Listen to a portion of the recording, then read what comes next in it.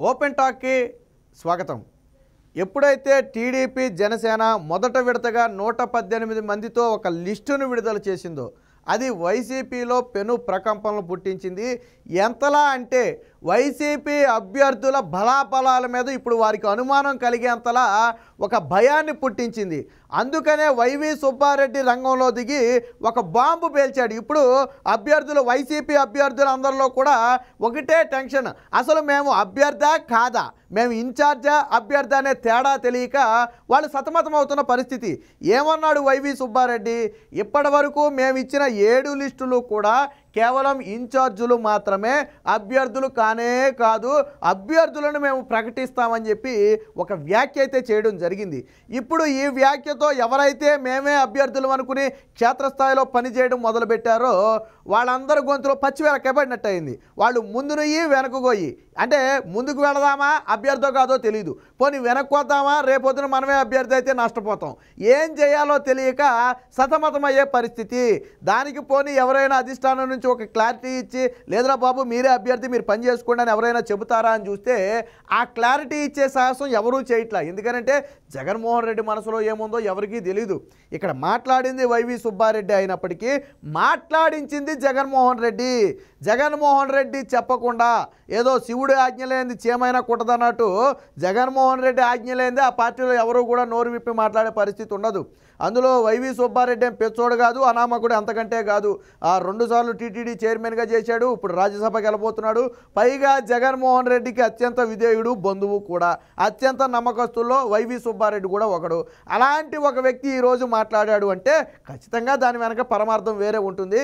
మరి జగన్మోహన్ రెడ్డికి ఎందుకు ఈ భయం పట్టుకుంది అంటే మనకున్న సమాచారం ప్రకారం ఎప్పుడైతే టీడీపీ జనసేన ఉమ్మడి అభ్యర్థుల ప్రకటన జరిగిందో ఆల్రెడీ ఆ ప్లేసుల్లో కొన్ని చోట్ల వైసీపీ అభ్యర్థులను జగన్మోహన్ రెడ్డి ఇప్పటికే ప్రకటించడం జరిగింది. కానీ వాళ్ళతో పోలిస్తే టీడీపీ జనసేన అభ్యర్థితో పోలిస్తే వైసీపీ అభ్యర్థి బలహీనంగా ఉన్నాడు. ఎన్నికలకు ముందే ఆ విషయం ప్రజల్లోకి వెళ్ళిపోతుంది. ఒక బలవంతుడిని ఒక బలహీనుడిని పెట్టి పోలిస్తే వాళ్ళిద్దరూ కుస్తీ చేయక్కర్లా, చూడగానే చెప్పేస్తారు వీడు బలంగా ఉన్నాడు వీడు బలహీనంగా ఉన్నాడు, ఆడితే అక్కడ పోటీ పడతాడు వీడని.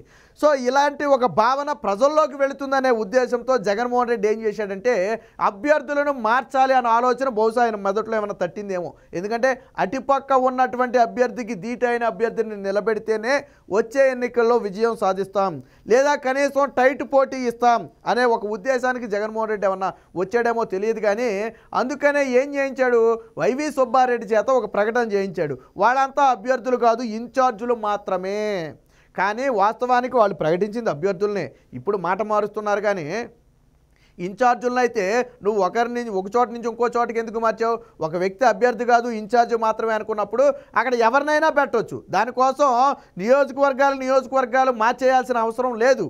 కానీ ఎందుకు మార్చారు అంటే వాళ్ళు అభ్యర్థులు కాబట్టి మార్చారు. కానీ ఎప్పుడైతే టీడీపీ జనసేన లిస్టు ముందు వైసీపీ లిస్టు చిన్నబోయిందో అందుకనే జగన్మోహన్ రెడ్డి ఉలిక్కిపడి ఇలాంటి ప్రకటన చేశాడు.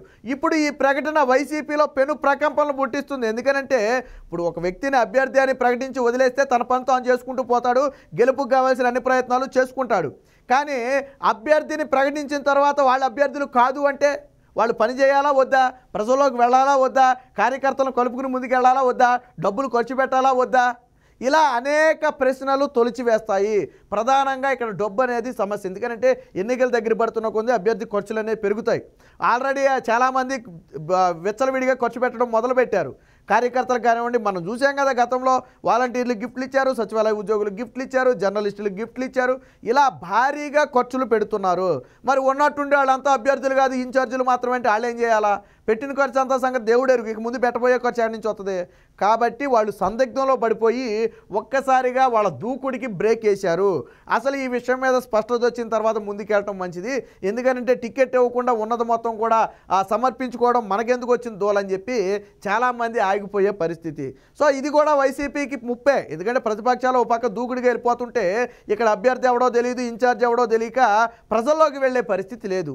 మరి జగన్మోహన్ రెడ్డికి ఎందుకు ఇంత భయం కలిగింది అంటే ఒకటి రీజను, టీడీపీ జనసేన ప్రకటించినటువంటి అభ్యర్థులు బలమైన అభ్యర్థులు. బలం అంటే ఆర్థికంగా బలమైన వాళ్ళు కాదు, ప్రజల్లో తిరిగే వాళ్ళు, ప్రజలను నమ్ముకున్న వాళ్ళే. ఈ టీడీపీ జనసేనలో ఎక్కడా కూడా మిరాకిల్స్ ఏం జరగలా. ఎక్కడా కూడా తెర మీదకు ఊహించని వ్యక్తులు ఎవరో రాలా, ఒకటి అరా వచ్చారు తప్ప ఊహించని వ్యక్తులు ఏమీ రాలేదు.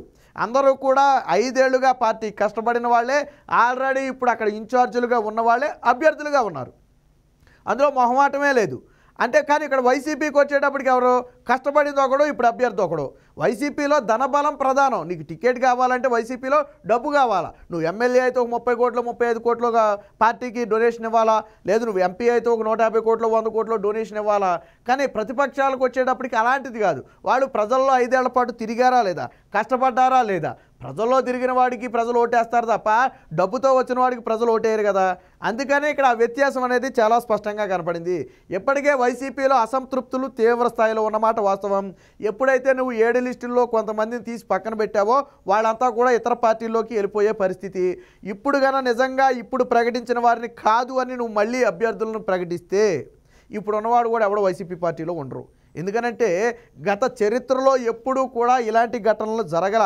ఒక అభ్యర్థిని ప్రకటించిన తర్వాత తప్పని పరిస్థితుల్లో అనివార్య కారణాల వల్ల ఎక్కడైనా 1 మార్పులు చేర్పులు జరిగితే జరుగుండొచ్చు. కానీ అభ్యర్థులను పూర్తిగా ప్రకటించేసి పనులు చేసుకుంటున్న సమయంలో వాళ్ళు అభ్యర్థులే కాదు, నేను ఇంకా అభ్యర్థులను ప్రకటించలేదు అన్నాడు అంటే జగన్మోహన్ రెడ్డి మనసులో వేరొక భావన ఉంది.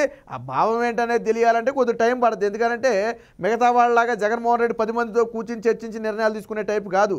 ఏకపక్ష నిర్ణయం. తను పడుకున్నప్పుడు కూర్చున్నప్పుడు నిద్రపోయేటప్పుడు ఏదో ఒక ఆలోచన వస్తే ఆ ఆలోచన ఇంప్లిమెంట్ చేసేస్తాడు అంతే తప్ప 10 మందితో కూర్చుంచి అందులో కష్ట నష్టాలేంటి, ఆ లాభాలేంటి లేకపోతే నష్టాలేంటి ఇవన్నీ కూడా ఆలోచించే క్యారెక్టర్ జగన్మోహన్ రెడ్డిది కానే కాదు. అసలు ఎప్పటికే నువ్వు సిట్టింగ్ అభ్యర్థులను ఎప్పుడైతే మార్చావో అప్పుడే తీవ్ర వ్యతిరేకత ఉంది. అసలు నీ పార్టీలో సీటు తీసుకోవడమే గొప్ప. నువ్వు ఎంపీ సీట్లు అయితే నీ పార్టీ వైసీపీ పార్టీ నుంచి ఎంపీగా పోటీ చేయడానికి ఎవడూ రావట్లేదు. 150 కోట్లు జగన్మోహన్ రెడ్డికి కట్టి ఒక 50 కోట్లు ఎంతో నేను ఖర్చు పెట్టి ఇదంతా నాకెందుకు వచ్చిన దోలా, రేపు పొద్దున్న 200 కోట్లు ఖర్చు పెట్టి ఓడిపోవాల్సిన దోలా మాకెందుకని చెప్పి అసలు ఎంపీగా పోటీ చేయడానికి ఎవడూ రావట్లా. అదే ఎమ్మెల్యే అయితే సరే ఏమన్నా కొద్ది గొప్ప తక్కువలో అయిపోద్ది కాబట్టి పోతే పోయిందిలే అని వదిలేయచ్చన్న ఉద్దేశంతో చాలామంది ఉన్నారు. కాబట్టి ఎంపీగా పోటీ చేయడానికి వైసీపీ పార్టీలో మనుషులే దొరకలేని పరిస్థితి. అందుకనే కదా ఫ్యామిలీ ప్యాకేజ్ కింద బొత్స కుటుంబానికి ఎంపీలన్నీ ఇచ్చేశాడు. భార్యకు ఒకటి, వాళ్ళ బంధువులకు ఒకటి, ఎంపీలన్నీ కూడా బొత్సకి ఎందుకు ఇచ్చేశాడు? ఆల్రెడీ ఆర్థికంగా బలంగా ఉన్నారు, వాళ్ళు పెట్టుకునే దమ్ము ఉంది కాబట్టి వాళ్ళకి ఇచ్చేశాడు. ఎందుకంటే ఎవరో రావట్లేదు కాబట్టి. అది వైసీపీలో పరిస్థితి. అంటే ఇక్కడ చూడండి, టీడీపీలో టికెట్ రాలేదని బాధపడుతున్నారు, వైసీపీలోకి వచ్చేటప్పటికి టికెట్ వచ్చిందని చెప్పి భయపడి పారిపోయే పరిస్థితి. వాళ్ళు టికెట్ అంటేనే భయపడి పారిపోతున్నారు, అక్కడేం బాధపడుతున్నారు రాలేదని. ఎందుకంటే 2024 ఎన్నికల్లో గెలవబోయే పార్టీ ఏంటనేది ఇప్పటికే ప్రజల్లో స్పష్టమైన అవగాహన ఉంది. ఏ సర్వే చూసినా కానీ టీడీపీ జనసేన విజయాన్ని చూపిస్తూనే ఉన్నాయి. ఎవడైనా సరే ఓడిపోయే పార్టీ అని తెలిస్తే ఎవడో పార్టీలోకి వెళ్ళడు కదా, గెలిచే పార్టీ అంటేనే వెళ్తారు. కాకపోతే జగన్మోహన్ రెడ్డి పార్టీలో కొంతమంది బయటికి రాలేని పరిస్థితి.